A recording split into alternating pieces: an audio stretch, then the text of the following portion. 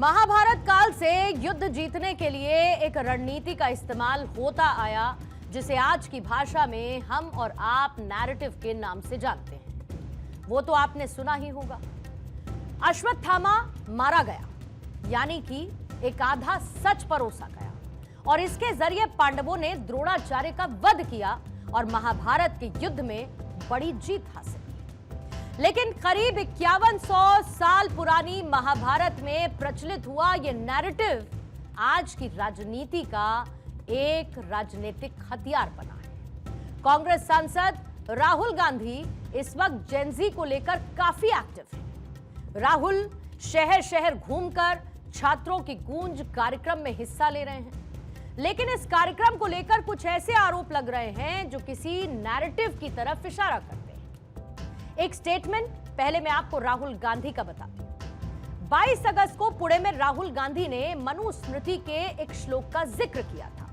इस श्लोक के मुताबिक किसी भी महिला को अपने बचपन में पिता, जवानी में पति, और जब पति इस दुनिया में ना रहे तो बुढ़ापे में बेटों के नियंत्रण में रहना चाहिए, यानी उसे कभी भी स्वतंत्र रूप से जीने की कोशिश नहीं करनी चाहिए। अब इस श्लोक को राहुल ने शर्मनाक करार दिया और यह भी कहा कि महिला की पहचान उसके पिता, पति या बेटे से नहीं, बल्कि उसकी अपनी होती है। अब इसमें कोई शक नहीं कि राहुल गांधी ने मनुस्मृति के जिस श्लोक का जिक्र किया उसका एक एक शब्द वही है जैसा कि मनुस्मृति में लिखा है। लेकिन यहां पर कुछ बातें ऐसी हैं जिसे हमें, आपको, हर किसी को जानना चाहिए। मनुस्मृति करीब 1800 साल पुराना ग्रंथ है। उस वक्त वैदिक हिंदुत्व मंदिर आधारित पौराणिक हिंदुत्व में बदल रहा था। मनुस्मृति में महिलाओं की ड्यूटीज और उनके जीने के तरीकों के बारे में बताया गया था, यानी कि इसमें लिखी गई हर बात उस वक्त किस तरीके की परिस्थितियां रही होंगी उसके हिसाब से लिखी गई। हालांकि आज के दौर में कई लोग इसको सही नहीं मानते हैं, ज्यादातर लोग इसे नकारते हैं। अब ईसा के जन्म से लगभग 200-300 साल पहले मनुस्मृति की रचना शुरू, लेकिन आज की सियासत में इसी को केंद्र में रखते हुए कई बार विवाद पैदा किया गया। मनुस्मृति हमेशा से एक ऐसा विषय रहा जिस पर सीधे संवाद की बजाय तीखे राजनीतिक नैरेटिव, जिसे परसेप्शन वॉर कहा जाता है, वो लड़ा जाता है। लेकिन सवाल यहां पर यह भी है कि जिस मनुस्मृति के जरिए राहुल गांधी लगातार सनातन पर हमलावर हैं, क्या वो सनातन में आए बदलावों को देखकर भी अनदेखा कर सकते हैं? अगर मनुस्मृति के मुताबिक सनातन धर्म चल रहा होता तो सती प्रथा शायद ही कभी बंद हो। वीरांगना रानी लक्ष्मीबाई की कहानी शायद ही इतिहास में दर्ज हो। और सवाल यह भी है कि सनातन को शिक्षा देने वाले क्या किसी और धर्म को भी इसी तरीके की शिक्षा दे सकते हैं? उस पर सवाल उठा सकते हैं, क्योंकि ऐसा देखा गया है कि बाकी और धर्मों में आज भी वही रूढ़िवादी सोच जारी है, उनके जीने का तरीका है, लेकिन इसे आज तक काउंटर करने की किसी भी राजनीतिक दल ने और खुद राहुल गांधी ने हिम्मत नहीं उठाई है। सियासत की हमेशा से एक बहुत खास बात रही है कि सिक्के का एक पहलू ही दिखाया जाए, जबकि यह वही मनुस्मृति है जिसका दूसरा पहलू मैं आपको बताऊंगी, जिसके अध्याय 3 श्लोक 56 में एक ऐसा श्लोक भी है जो यह कहता है, यत्र नार्यस्तु पूज्यन्ते रमन्ते तत्र देवताः, यानी कि जहां पर नारियों की पूजा और सम्मान होता है वहां पर देवता निवास करते हैं। अब यहां पर मैं हर उस शख्स से यह पूछना चाहती हूं जो कि मनुस्मृति का वो दूसरा पहलू बताते हैं, उस पर हमला बोलते हैं, वो इस श्लोक को आखिर क्यों भूल जाते हैं? फिलहाल राहुल के इस परसेप्शन में संतों को जरूर नाराज कर दिया है। तीखा रिएक्शन खुद अभी मुक्तेश्वरानंद की तरफ से सामने आया है। तो राहुल गांधी जो है वो बार बार हमारे धर्म ग्रंथ का अपमान कर रहे हैं। ये बिल्कुल गलत बात है। अगर ऐसा वो करते रहेंगे और इस तरह इसके लिए क्षमा याचना नहीं करेंगे तो हम लोग इसमें मुहिम चलाएंगे कि कांग्रेस पार्टी का हिंदू बहिष्कार करे, कदापि वोट न दे। हमारा धर्म ग्रंथ हमारा आदरणीय है, श्रद्धा का केंद्र है और उसमें लिखी बातें हम समझते हैं। जो हमारे धर्म का ही नहीं है वो हमारे धर्म की बात क्या जाने। बोलो, जो राहुल गांधी कितने दिन से मांग कर रहे हैं, भाजपाई बार बार मांग करते हैं कि भाई रक्षाबंधन का त्यौहार अभी आने वाला है, रक्षाबंधन का त्यौहार आता है, कभी तो अपनी बहन से कलाई में राखी बंधवाते, उसकी रक्षा का वचन देके दिखाई दो। आज तक दिखाई दिया? ये क्या चाहने की क्या रक्षा होती है? स्वतंत्र कर दो, स्वतंत्र कर दो। कैसे स्वतंत्र कर दें? अभी अभी बच्चा पैदा हुई, कोई पिता कैसे उसको स्वतंत्र कर सकता है? राहुल गांधी ने जो बयान दिया, आज जब उसको हमने अपनी खबर में शामिल किया और मनुस्मृति का विश्लेषण करते हुए मैं इसे सही या फिर गलत साबित करने की कोशिश नहीं कर रही, बल्कि मैं उस राजनीति को आपके सामने रख रही हूं जो कि दोहरे रवैये का शिकार है, डबल स्टैंडर्ड का शिकार है। मनुस्मृति भारत की संस्कृति का एक अभिन्न अंग है। यहां मनुस्मृति की कुछ बातों को भी आपके लिए जानना जरूरी है। दरअसल मनुस्मृति में कुल 12 अध्याय हैं, जिसमें 2684 श्लोक हैं।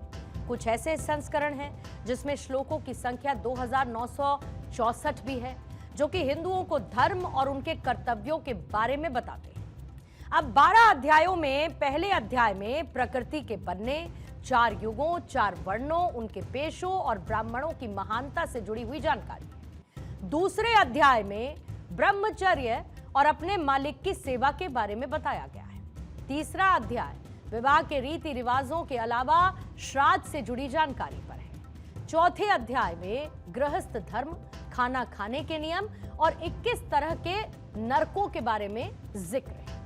पांचवें अध्याय में महिलाओं के कर्तव्य और शुद्धता अशुद्धता का जिक्र है और छठे अध्याय में संतों के बारे में बताया गया है, उनके गुणों का जिक्र इसमें किया गया है। सातवां अध्याय राजा के कर्तव्यों के बारे में है और उसके शासन के बारे में इसमें बताया गया और आठवां अध्याय अपराध, न्याय, वचन और राजनीतिक मामलों की जानकारी में है। नौवें अध्याय में महिला पुरुष के संबंधों और पैतृक संपत्ति के बारे में जिक्र है और 10वें अध्याय में बताया गया है कि अगर एक वर्ण का व्यक्ति दूसरे वर्ण में शादी कर ले तो क्या होगा।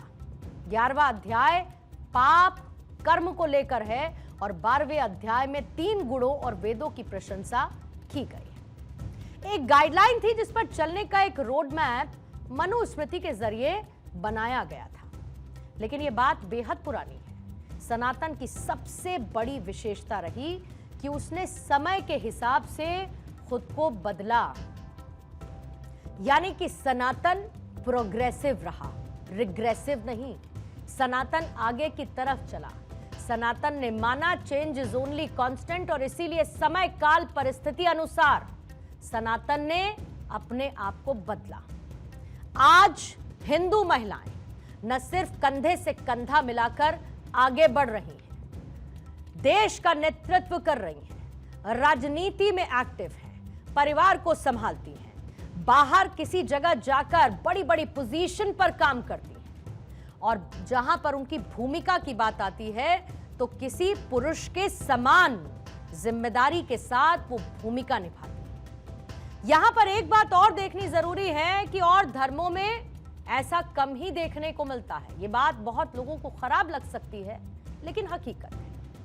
आज सनातन को मनुस्मृति के जरिए बदनाम करने की साजिश तो होती है, लेकिन हलाला, हिजाब जैसी कई ऐसी विवादित परंपराएं हैं जिस पर कोई सवाल नहीं उठाता है।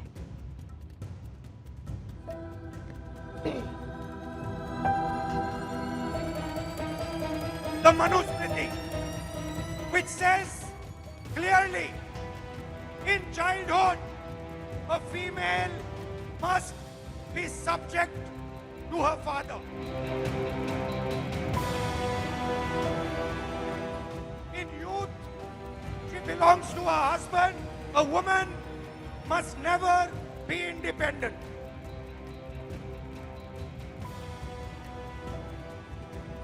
This is a direct quote from the Manusmriti.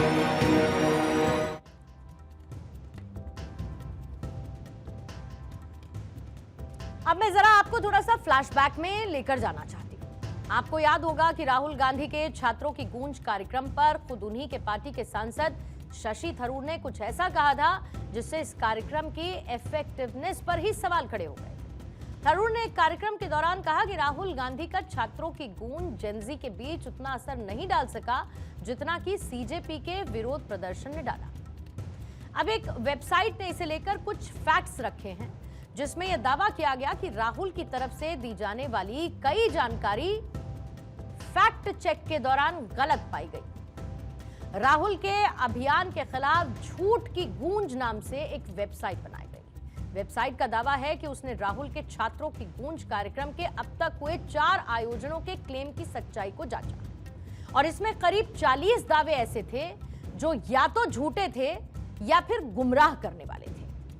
BJP ने इस वेबसाइट के साथ अपने किसी भी संबंध को सिरे से खारिज किया, लेकिन राहुल के कैंपेन के खिलाफ डिजिटल हमले से साफ तौर पर बीजेपी को एक मदद मिलती दिखती। यानी अगर आप गौर से देखें तो यहां पर भी नैरेटिव वर्सेस नैरेटिव की जंग आपको नजर आएगी, क्योंकि राहुल गांधी ने अपने फैक्ट्स के जरिए सरकार को डैमेज पहुंचाने की कोशिश की, तो दूसरी तरफ इस वेबसाइट ने राहुल के दावों का फैक्ट चेक ही कर डाला और इसे कटघरे में खड़ा कर दिया। कांग्रेस सांसद के कौन कौन से दावे जिससे इस वेबसाइट में सवाल खड़े होते हैं उसकी एक लिस्ट आपके सामने रखना जरूरी है। पहला दावा यह है, वेबसाइट में कहा गया कि राहुल गांधी ने कहा था कि नौकरी की तलाश कर रहे 1000 युवाओं में से करीब 36 को पक्की नौकरी मिली। मोटे तौर पर 300 बेरोजगार रहेंगे और लगभग 700 गिग वर्कर बन जाएंगे। अब इस दावे को गलत बताते हुए वेबसाइट ने PLFS यूनिट लेवल डेटा का हवाला दिया। यह दावा किया कि 2025 में 15 से 29 साल की उम्र के हर 100 ग्रेजुएट में से 26 के पास सैलरी वाली नौकरी है। दूसरा दावा, राहुल के एक और दावे का वेबसाइट ने फैक्ट चेक किया। इस दावे में राहुल ने कहा कि लगभग 29% महिलाओं को शारीरिक हिंसा का सामना करना पड़ता है, फिजिकल वायलेंस का। वेबसाइट ये कहती है कि राहुल ने पुराने NFHS डेटा का सहारा लिया है। तीसरा दावा क्या है, 17 जून 2026 को कोटा में राहुल गांधी ने दावा किया कि हर साल नीट देने वाले 22 लाख छात्रों के परिवारों ने जहां कोचिंग और परीक्षा के नाम पर करीब उनसे 1.32 लाख करोड़ रुपए ऐंठ लिए गए। वेबसाइट ने इसे भी फॉल्स की कैटेगरी में रखा है। चौथा दावा, राहुल ने नीट चयन प्रक्रिया में 150 से 180 छात्रों में से केवल एक छात्र को सफलता मिलने का एक कठिन रेशो और साथ ही रिजेक्शन रेट का दावा किया था। वेबसाइट की तरफ से फैक्ट ये रखा गया कि भारत में नीट यूजी के जरिए कुल MBBS सीटें लगभग 1,08,000 प्लस है, जिसमें 56,000 से ज्यादा सरकारी सीटें। पांचवा दावा, प्राइवेटाइजेशन ने PSU का रास्ता बंद कर दिया है, यह कहा था राहुल गांधी ने, जबकि इस वेबसाइट ने अपने फैक्ट चेक में दावा किया कि PSU जो पब्लिक सर्विस यूनिट होती हैं और पब्लिक सेक्टर हैं वो अभी भी उपलब्ध है। छठा दावा क्या है, राहुल ने कहा कि 80% इंजीनियर बेरोजगार हैं, बिना नौकरी के, जबकि फैक्ट चेक वाली इस वेबसाइट ने इस बात को बताया कि आधिकारिक बेरोजगारी दर इससे कहीं कम है और ये आंकड़ा जो राहुल गांधी ने बताया ये गलत है। 22 अगस्त को राहुल के पुणे में हुए कार्यक्रम में 11 दावों को वेबसाइट ने ट्रैक किया। इस हिस्से में महिलाओं के खिलाफ अपराध, हिंसा की रिपोर्टिंग, महिला सुरक्षा, गिग प्लेटफॉर्म वर्कर्स की संख्या जैसे मुद्दे शामिल थे। और 8 अगस्त को प्रयागराज में हुए कार्यक्रम से 12 दावों को ट्रैक किए जाने की बात वेबसाइट की तरफ से की गई। अभी 56 साल के जेनजी हैं या वो अपने आप को समझते हैं। मेरे को कई बार बड़ा आश्चर्य होता है कि उनके कौन लोग सलाहकार हैं। भाई राहुल गांधी जी नहीं पढ़ते हैं, नहीं जानकारी रखते हैं, ये तो समझ में आ सकता है, पर सलाहकार भी यदि गलत सूचना दे उनको, कोई पर्ची बना के दे देता है, उसको जाके बोल आते हैं। एक उन्होंने कहा कि छात्रों की गूंज, तो ऐसे बहुत सारे कार्यक्रम वो करते हैं, कुछ भी बोलते हैं बिना समझे, बिना उसका स्टडी किए हुए, बिना रिसर्च किए हुए, बिना फैक्ट चेक किए हुए जो बोलते हैं, उससे गलत और भ्रामक इंफॉर्मेशन जाती है। पूरी बीजेपी छात्रों की गूंज मूवमेंट से, राहुल गांधी जी से, और जिस तरह राहुल गांधी जी से देश का जेनजी कनेक्ट कर रहा है, देश का यूथ कनेक्ट कर रहा है, उससे डरी हुई है। इसीलिए वो एक वेबसाइट के पीछे छुपकर राहुल गांधी जी पर वार कर रही है। राहुल गांधी जी से क्यों डरी हुई है? क्योंकि छात्रों की गूंज मूवमेंट में राहुल गांधी जी ने जो इंफ्रास्ट्रक्चर कोलैप्स हो रहा है एजुकेशन सिस्टम में, उस पर सवाल उठाए हैं। राहुल गांधी जी ने ये सवाल पूछे हैं कि क्यों गवर्नमेंट एजुकेशन देश में घट रही है। अब देखिए, इसमें कोई शक की बात नहीं है कि देश में पॉलिटिकल स्टैंडर्ड्स दिन ब दिन गिरते जा रहे हैं, राजनीतिक स्तर गिरता जा रहा है। वजह क्या है कि अब की सियासत में फैक्ट्स एंड फिगर्स को कम महत्ता दी जाती है, जबकि उन मुद्दों को ज्यादा हवा दी जाती है जो एक नैरेटिव, एक परसेप्शन क्रिएट करे। यही वजह है कि एक तरफ कांग्रेस सांसद के दावे तो दूसरी तरफ एक बेनाम वेबसाइट के फैक्ट चेक, जिसने देश में हलचल को बढ़ा दिया है।